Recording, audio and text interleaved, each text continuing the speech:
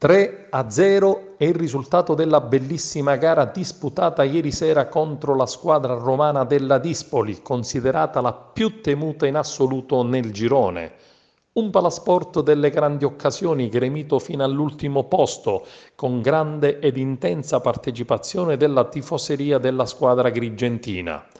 Una prestazione eccezionale quella delle ragazze allenate da Paolo Collavini, che con un netto 3-0 hanno superato le avversarie. La squadra grigentina ha dimostrato di saper fare un'ottima partita, con grande concentrazione e determinazione, frutto certamente del lavoro preparatorio avviato nelle ultime settimane dal coach Paolo Collavini.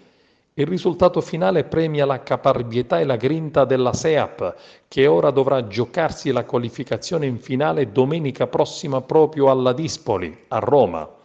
Una bellissima vittoria, ha dichiarato Sergio Vella, che insieme a Nino Di Giacomo ha lavorato al successo, mantenendo sempre grande umiltà con il preciso obiettivo di vincere e portare la squadra nella categoria superiore.